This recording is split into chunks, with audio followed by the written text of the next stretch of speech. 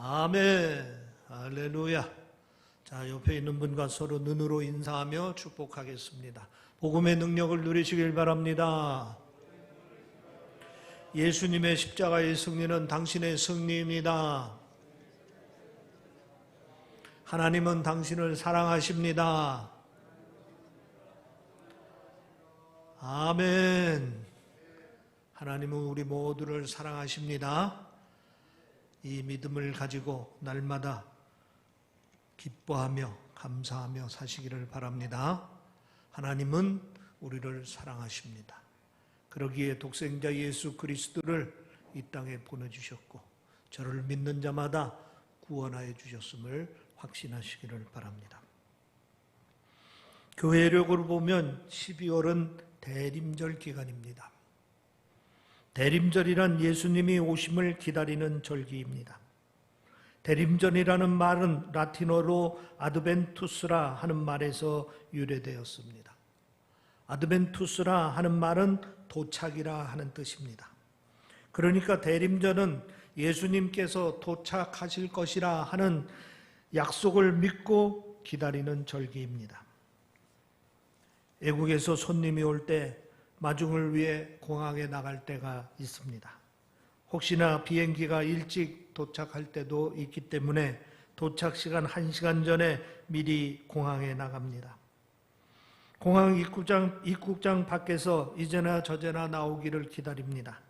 그때 손님이 탄 비행기가 활주로에 내리면은 전광판에 도착이라 하는 글귀가 뜹니다. 그런데 그때부터도 또 입국 수속을 밟고 짐을 찾아서 나오야 하기 때문에 한참 또 기다립니다. 이럴 때 늘 마음속에 떠오르는 글귀가 있습니다.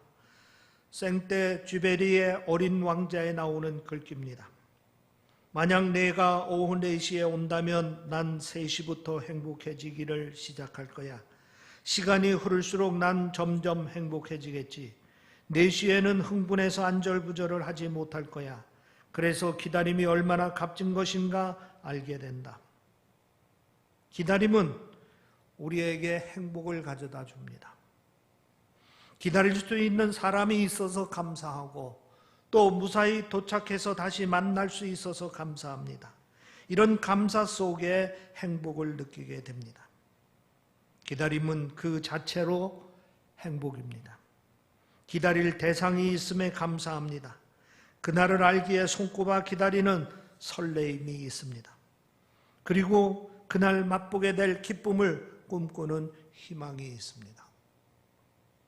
신앙 안에서의 기다림도 마찬가지입니다. 하나님의 약속, 예수 그리스도의 재림이 약속되어 있습니다. 이루어 주신다는 약속은 있지만은 그때가 언제인지 말씀하시지 않았기 때문에 기다림에 어려움이 따르기도 합니다. 그래도 기다린다는 그 자체는 우리에게 행복을 가져다 줍니다. 출애굽기 24장에 보면은 모세가 하나님의 부름을 받고 십계명을 받기 위하여 시내산에 오른 이야기가 기록되어 있습니다. 모세가 40주야를 시내산에서 머물렀습니다. 이때 시내산 밑에 있던 이스라엘 백성이 금송아지를 만들어 놓고 춤추며 절을 합니다. 하나님께서 용납하지 않는 우상 숭배를 한 것입니다. 출애굽기 32장 1절에 보면은 그때 장면을 이렇게 기록하고 있습니다. 백성이 모세가 산에서 내려옴을 더딤을 보고 모여 백성이 아론에게 이르러 말하되 일어나라 우리를 위하여 우리를 인도할 신을 만들라. 이 모세 곧 우리를 애굽 땅에서 인도하여 낸 사람은 어찌 되었는지 알지 못함이니라. 시내산 밑에 있던 이스라엘 백성이 하도 모세가 내려오지 않으니까 더는 기다리지 못하고 우상을 만들자 한 것입니다. 당시 이스라엘 백성은 모세가 언제 내려올지 아무도 몰랐습니다. 하나님께서 언제까지 기다리라고 말씀하시지 않았기 때문입니다. 물론 모세도 자기도 몰랐으니 언제쯤 내려오겠다는 말을 하지 못했습니다. 그래서 무작정 기다리다가 40일이나 내려오지 않으니 아마 모세가 죽었을 것이라 생각했던 것 같습니다. 결국 다른 대안을 찾는다고 우상을 만들려고 했던 것입니다. 그런데 만일 하나님께서 몇 날 몇 시에 모세가 내려올 테니 그때까지 기다려라 하고 말씀하셨다면 어떻겠습니까? 아마 올림픽 D-Day 며칠 전 하듯이 이스라엘 백성들이 모세 하산 30일 전 또는 모세 하산 15일 전 또 7일 전 하면서 그날을 손꼽아 기다렸을 것입니다. 그랬다면 저들이 우상을 만들지도 않았을 것입니다. 마찬가지로 신앙 안에서의 기다림은 이렇게 기약이 없습니다. 주님이 재림하신다는 약속은 있습니다. 오신다는 약속만 있지 언제 오신다는 기약이 없습니다. 우리의 기도의 응답도 마찬가지입니다. 들어주신다는 약속이 있습니다. 그러나 언제 들어주신다는 기약이 없습니다. 그래서 신앙 안에서의 기다림은 힘들고 어렵습니다. 그러나 기다리는 순간 우리는 행복합니다. 그렇다면 우리는 어떻게 기다림을 이룰 수 있을까? 오늘 본문에서 그 답을 찾아보겠습니다. 오늘 본문은 다윗의 시입니다. 다윗은 이렇게 노래하고 있습니다. 내가 여호와를 기다리고 기다렸더니 귀를 기울이사 나의 부르짖음을 들으셨도다. 내가 여호와를 기다리고 기다렸더니 귀를 기울이사 나의 부르짖음을 들으셨도다. 기도하고 기다리고 기다린 끝에 마침내 하나님께서 응답해 주셨다 하는 것입니다. 여기서 기다리고 기다렸다 하는 대목을 우리가 주목할 필요가 있습니다. 우선 이 말은 언제까지 기다려야 할지 모르는 기약이 없는 기다림이었다는 것을 말합니다. 또 기다린 기간이 생각했던 것보다 길었다라는 것을 말해주고 있습니다. 또 그 기다림이 정말 힘들었다는 것을 말해줍니다. 마지막으로 중요한 것은 그래도 다윗은 기다림을 견뎠다 하는 것입니다. 그러면 다윗은 어떻게 했기에 힘든 기다림을 기다릴 수 있었습니까? 첫 번째, 기도하며 기다렸습니다. 기도하며 기다렸습니다. 사실 기약이 없는 기다림은 끝도 없이 기다리다 보면 생각이 많아집니다. 주변에 들려오는 소리가 있고 또 자신의 내부에서 일어나는 소리도 있고 해서 참 혼란스럽고 힘이 듭니다. 그러면서 영적인 틈이 생깁니다. 과연 하나님께서 내 기도를 듣고 계신 건가? 하나님은 정말 나를 사랑하시는 건가? 아니 하나님께서 살아계시다면은 왜 기도를 응답해 주지 않는가? 이런 의심이 듭니다. 사탄이 그런 영적인 틈을 모를 리가 없고 또 보고 있기만 하지는 않을 것입니다. 베드로전서 5장 8절에 너희 대적 마귀가 우는 사자같이 두루다니며 삼킬 자를 찾나니 라는 말씀처럼 사탄이 그 틈을 비집고 들어옵니다. 마치 에덴 동산에서 선악과를 바라보며 틈을 보이고 있던 하와를 공격한 것처럼 사탄이 공격해 옵니다. 사탄은 이런 식으로 우리를 공격합니다. 하나님께서 내 기도를 들어주시지 않는다면 더 이상 기도할 필요도 없다 하면서 기도를 중단시키려고 합니다. 그리고 하나님께서 나를 사랑하신다면 이럴 수 없다며 하나님을 향한 사랑을 접게 합니다. 나아가 하나님이라는 존재가 있다면 이런 일이 일어날 수 없으며 믿음까지 포기해버리게 합니다. 그래서 결국 기다림을 중단하게 만드는 것이 사탄의 회책입니다. 당연히 다윗에게도 이런 신앙적인 위기가 일어날 수 있는 상황입니다. 그런데 다윗은 이 위기를 극복했습니다. 어떻게 극복했습니까? 오늘 본문에 보면은 다윗은 귀를 기울이사 나의 부르짖음을 들으셨도다 라고 말하고 있습니다. 한마디로 기도로 이 모든 위기를 다 극복했던 것입니다. 2절에 보면 다윗은 나를 기가 막힐 웅덩이와 수렁에서 끌어올리시고 라고 말하고 있습니다. 하나님께서 자기를 기가 막힐 웅덩이와 수렁에서 구해 주셨다 하는 말씀입니다. 이 말씀은 다윗의 기도가 어떤 기도였는지를 짐작케 합니다. 주목할 것은 다윗은 기가 막힐 웅덩이와 수렁에서 하나님께 부르짖었다는 것입니다. 여기서 기가 막힐 웅덩이와 수렁이란 자기가 겪고 있었던 인생의 위기를 시적으로 표현한 것입니다. 우선 기가 막히다 하는 말은 끔찍하다 또는 소름이 끼친다 하는 뜻입니다. 그리고 웅덩이나 수렁이라는 말은 한 번 빠지면 스스로 헤어나오지 못하고 나오려고 몸부림치면 칠수록 더 빠져드는 늪을 뜻합니다. 그러니까 다윗은 스스로 해결할 수 없는 인생의 위기, 갈수록 점점 더 심각해져서 더 이상 버티기 힘든 극한 인생의 위기 속에서 기도했다 하는 것입니다. 다음으로 부르짖었다는 것은 혼신을 다해서 기도했다는 뜻입니다. 다윗은 이 위기에서 벗어날 수 있는 길은 기도밖에 없다는 믿음으로 생명을 걸고 기도를 했습니다. 그리고 응답이 있을 때까지 기도하고 또 기도했다 하는 것입니다. 다시 말해서 다윗은 요즘 젊은이의 표현대로 하면은 기도에 몰빵을 한 것입니다. 다윗은 이렇게 혼신을 다한 기도로 기약 없는 기다림을 이루어냈던 것입니다. 그럼 우리가 어떻게 기약 없는 기다림을 기다릴 수 있게 됐습니까? 누가복음 11장 13절에 보면 예수님께서 이렇게 말씀하셨습니다. 너희 하늘 하나님께서 구하는 자에게 성령을 주시지 않겠느냐. 너희 하늘 아버지께서 구하는 자에게 성령을 주시지 않겠느냐. 여러분 이 말씀을 꼭 기억하시기 바랍니다. 하나님께서 기도하는 사람에게 성령을 주신다 하는 말씀입니다.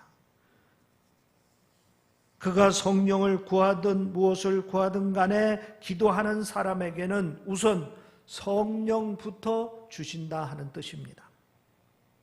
이 말씀대로 우리가 간절히 기도하면은 기도하는 사람들은 성령을 받을 수 있습니다. 그 심령 속에 성령이 임하게 됩니다. 이제 그 사람은 성령의 시간을 보내게 됩니다. 성령께서 하나님께서 자신의 기도를 들으신다는 사실을 깨닫게 하십니다. 그리고 하나님께서 자신을 얼마나 사랑하는지를 깊이 느끼게 해주십니다. 지금 하나님께서 역사하셔서 문제가 해결되고 있음을 발견하게 해주십니다. 그래서 결국 기다림을 승리할 수 있게 해주시는 것입니다. 여러분이 이 시간 이 점을 꼭 유념하시기 바랍니다. 우리가 엎드려 기도하면 성령께서 역사하시기 시작하는데 그 성령은 내 안에 들어오셔서 내 기도를 들어주신다는 사실을 깨닫게 하시고 또 하나님께서 나를 사랑한다는 사실을 느끼게 하시고 또 이 문제가 반드시 해결된다는 확신을 내게 심어주시면서 우리가 좀 더 기도하고 기도하게 하셔서 마침내 승리케 하신다 하는 것입니다. 출애굽기 17장에 보면 기도로 여호와 니시 승리를 이루는 이야기가 있습니다. 이스라엘 백성이 르비딤을 지날 때 아멜렉 군사들이 공격을 해왔습니다. 이스라엘 백성은 출애굽 이후 처음으로 치르는 전쟁입니다. 또 아멜렉 군사들은 이미 훈련되어 있는 군사들이었지만은 이스라엘 사람들은 훈련되지 않은 한 무리에 지나지 않는 이런 전쟁입니다. 그런데 이들은 정말 아주 특별한 전쟁을 치릅니다. 우선 여호수아가 군대를 이끌고 아멜렉과 전쟁터에 나가 맞섭니다. 이때에 모세는 아론과 훌을 데리고 산에 올라가 가지고 두 손을 높이 들고 하나님께 기도합니다. 산 위에서 기도가 드려지고 산 아래서는 전쟁이 치러지는 것입니다. 산 위에서 기도가 드려질 때는 저 아래 전쟁에서 승리를 합니다. 그러나 산 위에서 기도가 중단될 때는 산 아래 전쟁에서 패하게 됩니다. 이 장면은 우리에게 매우 중요한 영적 교훈을 줍니다. 기도가 중단되면 아멜렉이 힘을 얻어서 승리가 하고 기도가 계속되면 이스라엘의 힘을 얻고 승리해 나가는 것입니다. 다시 말하면 기도할 때는 성령의 시간이 진행되지만은 기도가 중단되면 사탄의 시간이 진행된다는 것입니다. 여러분, 그래서 기도가 중요합니다. 중단하지 말고 기도하는 것입니다. 쉬지 말고 기도하는 것입니다. 우리가 힘들고 어렵지만 기도를 계속해서 나아갈 때 마침내 기도의 응답을 받게 됩니다. 그리고 그 기다림을 온전히 이루어낼 수가 있습니다. 두 번째로 다윗은 기다리고 또 기다렸습니다. 기약 없는 기다림이 힘든 이유는 조급함 때문입니다. 우리는 급한데 하나님께서는 전혀 서두름이 없을 때 기다리는 일이 힘듭니다. 마태복음 8장 23절 이하에 보면은 예수님께서 제자들과 함께 배를 타고 갈릴리 바다를 건너는 이야기가 나옵니다. 바다에 큰 노을이 일어나 배가 물결에 덮이게 됐습니다. 배가 가라앉을 수도 있는 다급한 상황입니다. 이때 예수님은 저 배 밑에서 주무시고 계셨습니다. 제자들이 두려운 마음으로 예수님을 깨우며 이렇게 말했습니다. 주여 구원하소서, 우리가 죽겠나이다. 이때 예수님께서 이렇게 말씀하셨습니다. 어찌하여 무서워하느냐? 믿음이 작은 자들아. 조급함이 문제입니다. 지금 이 배에 누가 타고 있습니까? 주님께서 함께 타고 계십니다. 주님은 모든 상황을 다 알고 계시고 당연히 제자들이 죽게 내버려 두지 않을 것입니다. 그러면 믿고 기다리면 될 텐데 다급한 마음에 주님을 깨웠습니다. 조급함 때문에 기다리지를 못한 것입니다. 오늘 우리도 마찬가지입니다. 우리가 볼 때 너무 다급한 상황입니다. 주님께서 속히 기도 응답을 해주시 않으면 큰일이 일어날 것 같습니다. 그런데 주님께서는 서두르지 않습니다. 아무런 응답이 없습니다. 그저 기다리라는 말뿐입니다. 이럴 때 너무 힘듭니다. 디모데후서 3장에 보면 이렇게 시작합니다. 너는 이것을 알라, 말세에 고통하는 때가 이르러. 그리고 말세에 사람들이 보이는 말세적 현상을 19가지로 하나씩 설명해 나갑니다. 여기에 매우 중요한 말세적 특징 가운데 하나가 조급하며라는 말이 있습니다.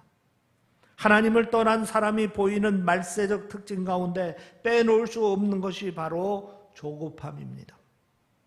하나님을 믿지 않기 때문에 하나님 때를 모르고 그래서 기다리지 못하고 서두릅니다. 그러다 일을 그르칩니다. 그래서 하나님께서 이런 말세 하나님의 백성에게 요구하는 것이 조급함을 내려놓으라 하는 것입니다. 믿으라는 것입니다. 그리고 참고 기다리라는 것입니다. 우리가 성경을 보면은 하나님께서 하나님의 사람들을 택하시고 그리고 이제 그들을 훈련시키는 것을 우리가 보게 됩니다. 그런데 그때 예외 없이 가장 역점을 두고 훈련하는 것이 기다리는 훈련입니다. 예를 들면 아브라함의 경우 큰 민족을 이루겠다 약속을 주셨습니다. 아브라함은 그 약속을 믿었습니다. 그때가 아브라함 나이 75세입니다. 아들 낳기에 늦어도 한참 늦은 나이입니다. 그런데 하나님은 기다리라고 하셨습니다. 그것도 25년이나 말입니다. 도중에 아브라함은 실수를 합니다. 조급함을 견디지 못하고 종인 엘리에셀에게 상속을 하려고 했습니다. 하나님께서 더 기다리라고 말씀하셨습니다.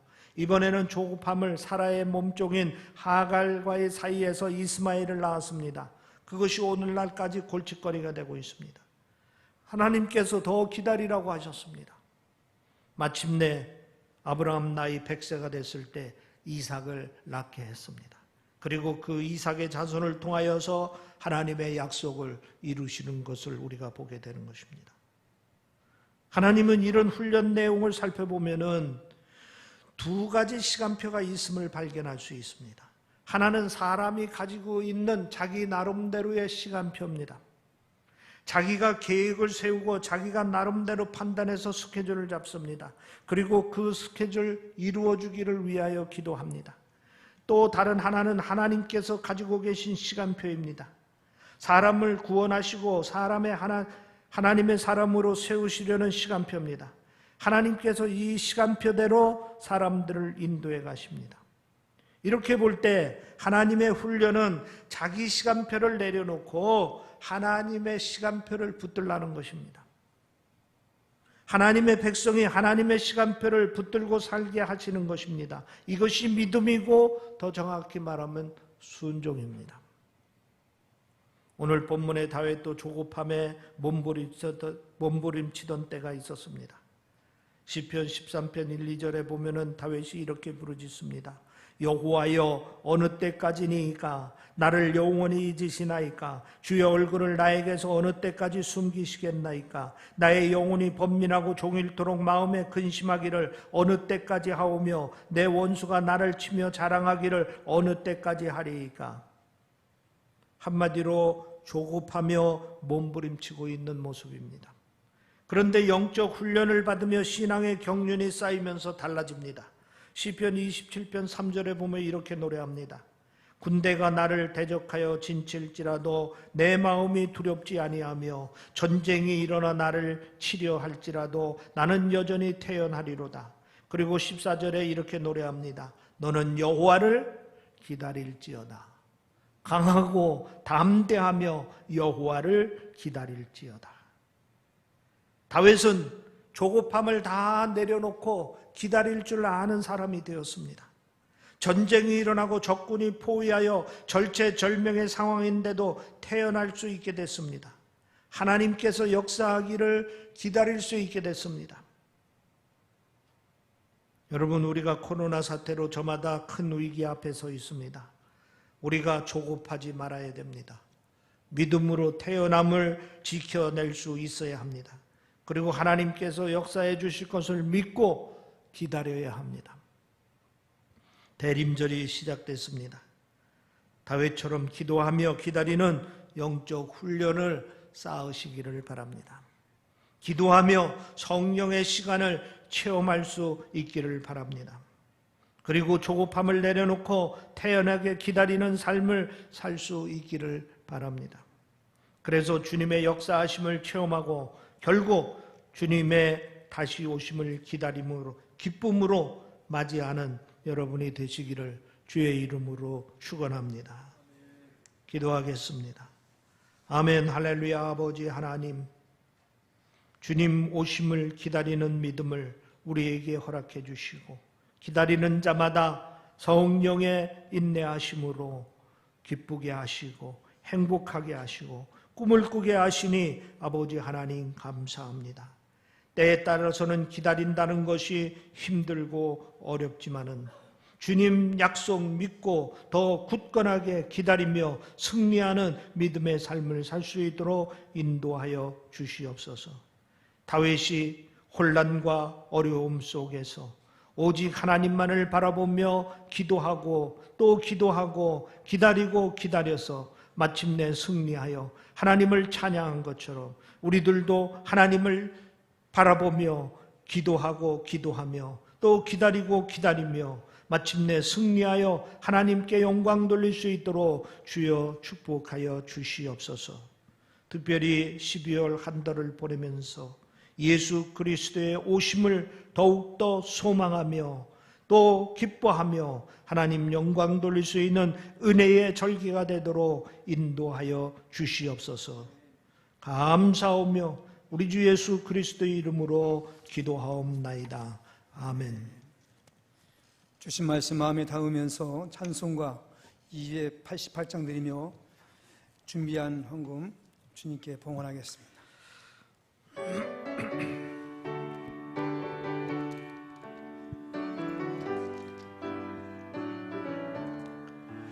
예수를 나의 구주 삼고 성령과 피로써 거듭나니 이 세상에서 내 영혼이 하늘의 영광 누리도다. 이것이 나의 간증이요 이것이 나의 찬송일세. 나 사는 동안 끊임없이 우주를 찬송하리로다. 온전히 주께 맡긴 내 영 사랑의 음성을 듣는 중에 천사들 왕래하는 것과 하늘의 영광 보이로다. 이것이 나의 간증이요 이것 이것이 나의 찬송일세. 나 사는 동안 끊임없이 구주를 찬송하리로다. 주 안에 기쁨 누림으로 마음의 풍랑이 잔잔하니 세상과 나는 간 곳 없고 구속한 주만 보이도다. 이것이 나의 간증이요 이것이 나의 찬송일세. 나 사는 동안 끊임없이 구주를 찬송하리로다.